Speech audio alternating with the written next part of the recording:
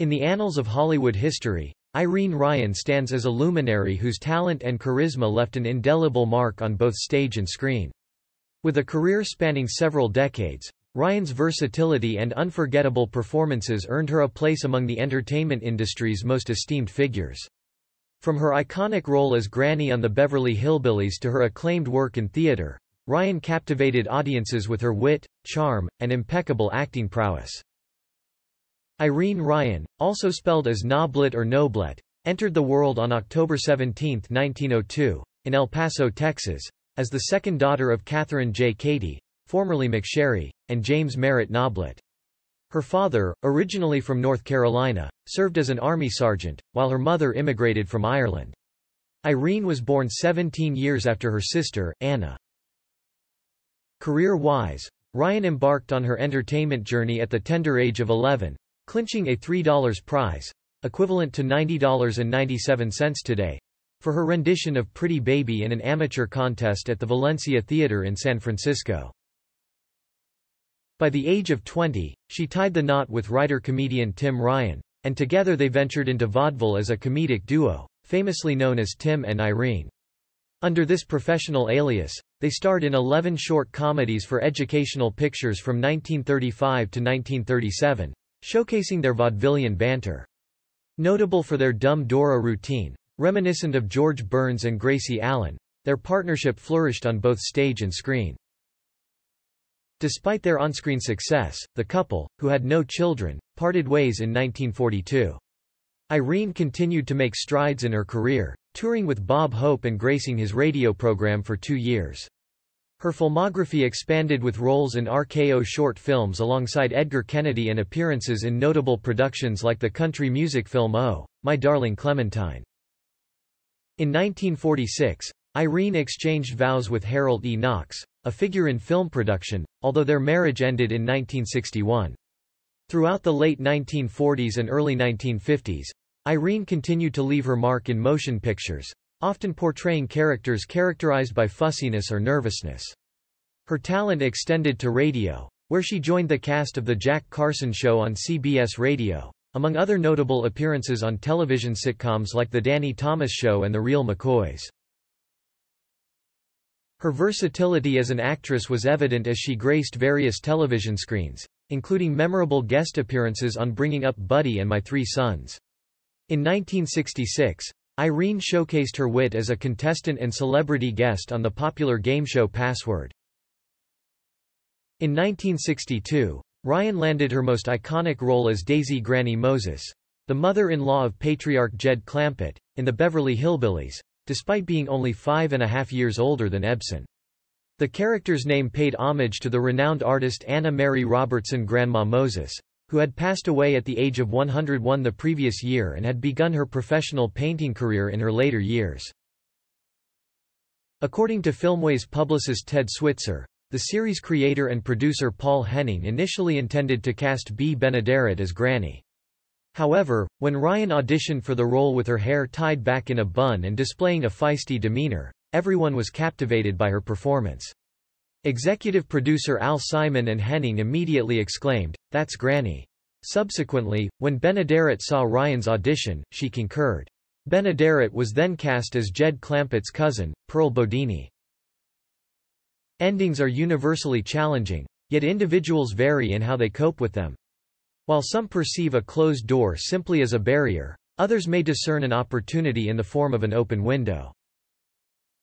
The cancellation of the Beverly Hillbillies in 1971 left fans worldwide devastated, particularly those who had come to regard the Clampetts as part of their family. However, one individual who felt the loss keenly and refused to accept it passively was Irene Ryan. In an interview with the Central Press Association, Irene Ryan revealed that she had actually voiced her discontent about the show's cancellation to then-President Nixon. Alongside Ebsen and much of the cast and crew, she attributed the decision to the FCC, Federal Communications Commission, and took the opportunity to express her dissatisfaction when invited as a guest to the White House. Fortunately, Nixon received her criticism graciously, even expressing his fondness for the show. Meanwhile, Ebsen maintained a more resigned perspective, stating, "After 9 years, what can you say about losing a show? It was wonderful while it lasted. You can't ask for much more." Granny, the beloved character on the Beverly Hillbillies, 1962, was renowned for her eccentric and unrestrained remarks within her hillbilly family circle. From quips like "I've got eyes like a hawk and ears like a fox. And a nose like a bloodhound, but it ain't polite to brag," to retorts such as "There's nothing wrong with the way I talk. It's the way you listen." Granny's unpredictable dialogue kept viewers entertained and eager for more. Irene Ryan, who portrayed Granny for 9 seasons, mirrored her character's spirited nature. However, unlike Granny's penchant for wielding a loaded rifle or concocting raccoon dishes in her Beverly Hills abode, Ryan maintained a more subdued off-screen demeanor. Before gracing the screen as Granny, Ryan embarked on her career as a song and dance performer in vaudeville, achieving significant acclaim in the genre. Her quick wit and agility on the show were perhaps honed during her early days in radio, which served as a stepping stone to her success in movies and television. Despite her eventual mastery of performance, Ryan's early career faced challenges. At the tender age of 11, she braved the stage of a neighborhood theater for amateur shows, a prevalent form of entertainment at the time. However, her anxiety wasn't about the audience size but rather the possibility of encountering flying tomatoes, a common form of disapproval from unsatisfied spectators. Recalling her apprehension, Ryan shared, "My mother bought me a lovely pink dress for the occasion, and that dress meant a lot to me because I didn't get new dresses very often." She confessed to singing desperately loud to deter any potential tomato projectiles, a strategy that fortunately spared her from such indignities. While Ryan navigated her early years as a performer, the practice of hurling rotten produce at amateurs gradually faded, much to her relief.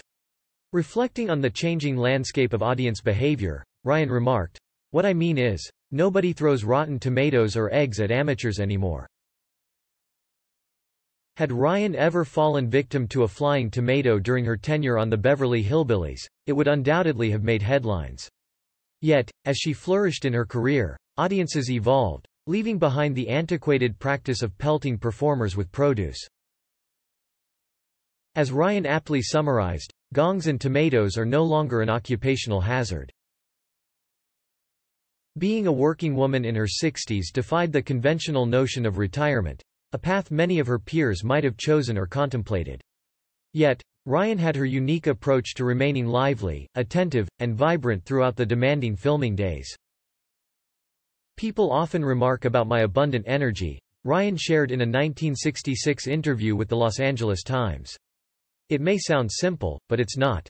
Discipline and a firm belief in the boundless power of the mind are essential." According to Ryan, one's mindset significantly influences their well-being and can be their greatest asset or downfall. She emphasized the importance of maintaining a positive outlook, striving to harbor uplifting thoughts whenever possible. "When tensions rise on the set of the Beverly Hillbillies, I retreat to my dressing room," Ryan revealed. "There, I immerse myself in pleasant thoughts. By avoiding unnecessary drains on my energy, I return to work revitalized." Ryan also attributed her vitality to adopting a more relaxed approach to tasks. Rushing, she believed, only led to exhaustion, disrupting rest and overall well-being. Thus, she carefully spaced out appointments, recognizing the correlation between rest and optimal performance. In terms of nutrition, Ryan discovered that eating slowly aided in feeling satiated sooner. This insight was gleaned from her extensive experience in improvisational theater, carnivals, vaudeville, and radio, where she juggled multiple shows nightly during extensive travel. Ryan confessed she never adhered to strict diets, preferring a balanced approach. A significant source of Ryan's buoyancy stemmed from her association with humorous individuals like Bob Hope. She credited humor as a vital ingredient for maintaining happiness. "All I ever aspired to was to bring laughter," Ryan revealed in a 1966 interview with the Miami Herald. "My training largely focused on comedy, and laughter has been my lifelong companion." Reflecting on her vaudeville days, Ryan reminisced, "Those classic routines never lost their charm. Performing alongside Max Baer Jr. and Donna Douglas at fairs and rodeos, we could still elicit uproarious laughter. The timeless appeal of humor endures. Ryan's parting advice for maintaining youthfulness? Embrace alternating hot and cold water treatments. They invigorate circulation and promote healthy skin. The portrayals by Buddy Ebsen and Irene Ryan elevated the rural comedy to classic status. Despite criticism targeting everything from the storyline to the wardrobe as demeaning, the show resonated strongly with audiences, propelling Ebsen and Ryan to stardom. Both actors showcased remarkable versatility and talent, further endearing themselves to viewers through their roles. Yet, when it came to who held sway on the set of the Beverly Hillbillies, neither Ebsen nor Ryan claimed dominance. In a 1969 interview with television writer Ray Benson for the Columbia Record, Ebsen was queried about the dynamics behind the scenes and Ryan's actual age. Responding succinctly, Ebsen deferred authority to the director and producer Paul Henning, emphasizing their pivotal roles in running the show. He emphasized their respect for the production team, underscoring their adherence to scripts and the absence of ad-libbing. Acknowledging occasional script alterations, Ebsen affirmed that all changes were approved by Henning, reflecting trust in his judgment. As for Ryan's age, Ebsen confessed to never inquiring, respecting the social convention of refraining from asking a woman her age. Ebsen's reluctance to broach the subject exemplified a respect for boundaries and an adherence to professional decorum. While Jed and Granny wielded authority within the Clampett household on screen, Ebsen and Ryan approached their roles with humility and gratitude behind the scenes. Known for her generosity, Ryan established the Irene Ryan Foundation, ensuring her legacy extended beyond her performances. Upon her passing in 1973, she bequeathed her substantial fortune, exceeding $1 million, to fund student scholarships. Ryan's estate left no heirs. Instead, it enriched the Irene Ryan Foundation, offering aspiring actors the opportunity to pursue their dreams through scholarships. Tragically, Ryan collapsed on stage during her Broadway debut performance in Pippin on March 10, 1973, leading to her hospitalization at St. John's Hospital. Despite her resilience, she succumbed to a stroke on April 26, 1973. In Pippin, Ryan embodied a regal but lusty medieval grandmother, earning a Tony Award nomination for her remarkable portrayal. Regardless of the role she inhabited, Ryan radiated like a beacon of light in a sea of darkness. Even her co-star Buddy Ebsen attested to her exceptional qualities.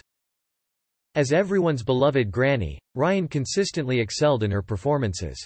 Decades after her passing, her talent endures, her scenes continue to evoke laughter, and her legacy lives on through the scholarships and foundation that nurture the next generation of actors.